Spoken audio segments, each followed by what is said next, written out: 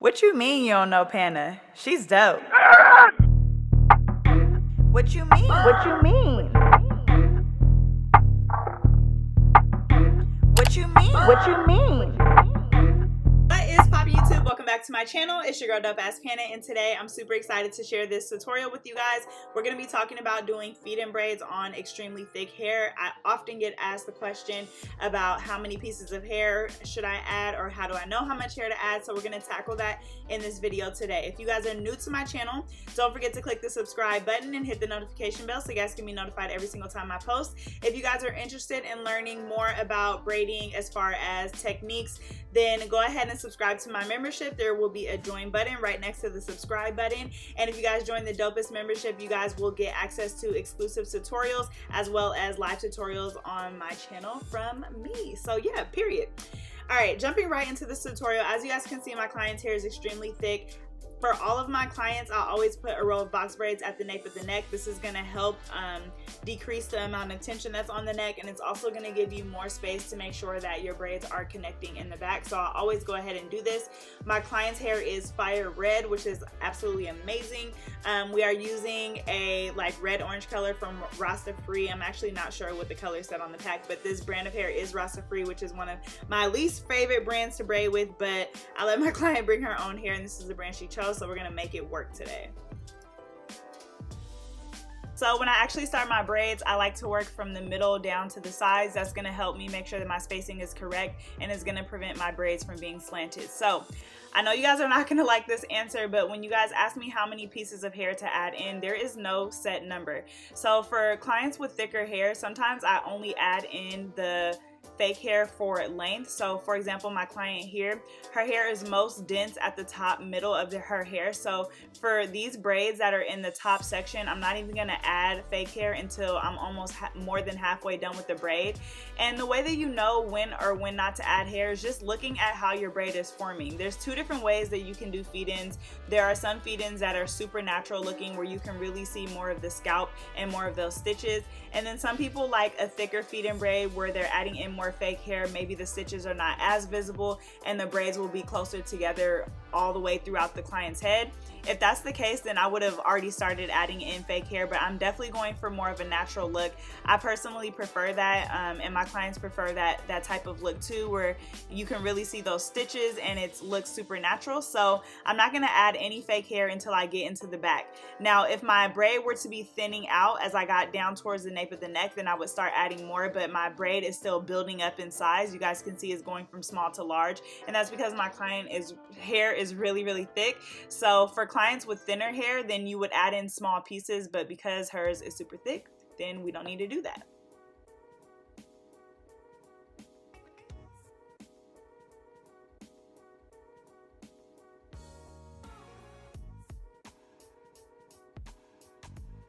So as we travel around to the back of this braid, you guys will see that I am not adding in any hair still. I'm not going to add in until I pretty much get down to the nape of my client's neck. Now, this is not going to be the case for all of the braids. Like I said in the beginning of this, her hair is most thick in this area at the top. So as I work down the sides, I am going to have to add in that hair a little bit more often, just to make sure that all of my braids are matching up and that they are the same size, because my client's hair on the sides is not going to be the same thickness and the same fullness as it is in the middle. So you guys can see that as I get over that little back hook of her head, I'm going to start adding in those pieces. And as you get closer to the bottom, you can make the pieces just a little bit bigger that you add in, just so that when you get to the end of your client's natural hair, it's still holding the same size. I'm not sure if that makes sense.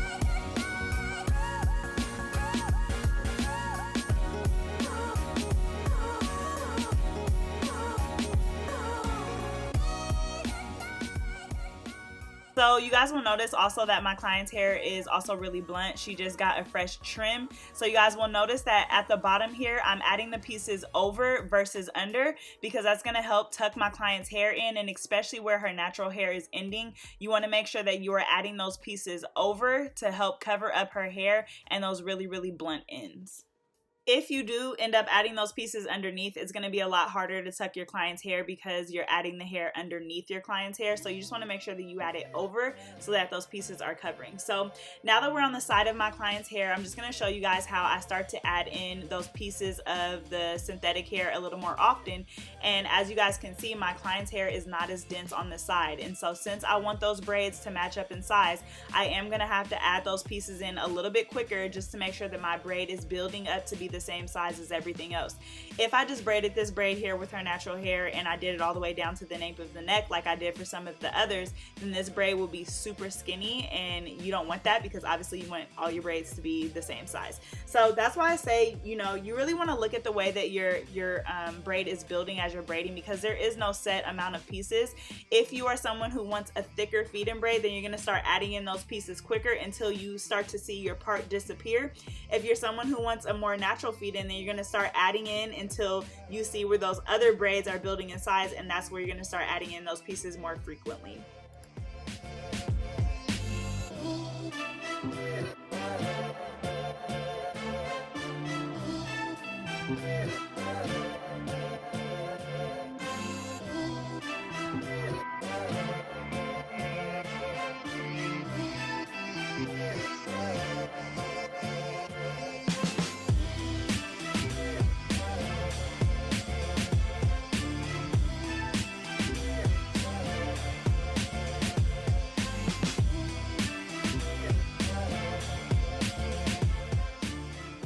So as we travel into the next side, I just want to touch on something.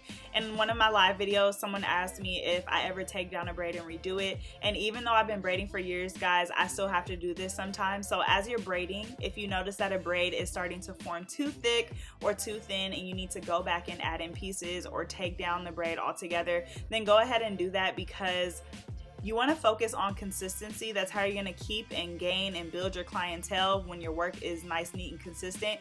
And paying attention to those little details is really what's going to set you apart as a stylist, especially nowadays, y'all, when your portfolio is online and people are zooming in and all of that. You want to make sure that you try to get the neatest style every single time for yourself.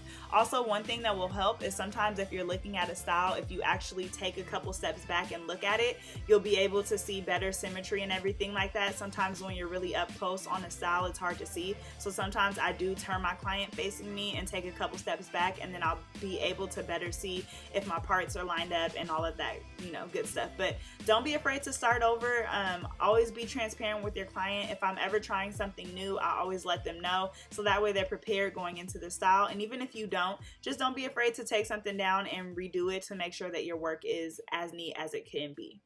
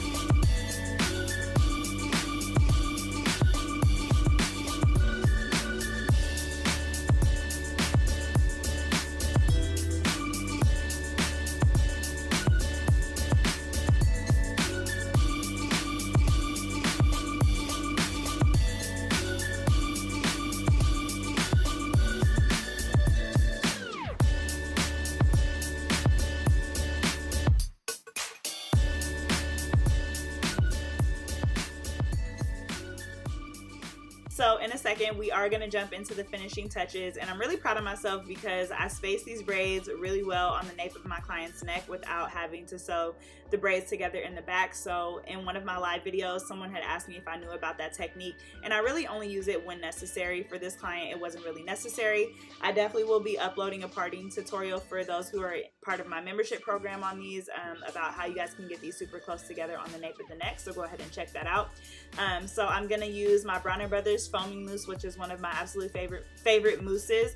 Y'all, I used to be a huge Vigorol fan, but they pissed me off with those tops, so I had to dismiss them. So I use the Bronner Brothers foam now, and I go in with hairspray and just spray it down. I'm gonna have my client, okay, nail cam. I'm gonna have my client hold this so I can do my little mummy wrap, and then I'm gonna extend these braids. Like I said, she wanted them to her knees, so I'm gonna go ahead and extend each one, and then we're adding clear beads at the end. I did do that off camera, but if you guys want to see a beading tutorial, I think I did one before on one of my kids styles, but if you guys want me to do a tutorial only dedicated to beading, because I do know like 5 different ways to do that, then let me know in the comment section down below and I'll get you guys a tutorial for that. So yes, thank you guys so much for watching this video. I used 6 packs of the Rasta free braiding hair. Like I said, my client wanted these to her knees, and we pretty much got it there with the beads. She wanted the dramatic baby hairs, and everything is just hidden different. If you guys enjoyed this tutorial, let me know in the comment section down below by dropping red hearts, and as always, I will catch you guys in my next video. What you mean you don't know Pana? She's dope. What you mean? What you mean? What you mean? What you mean?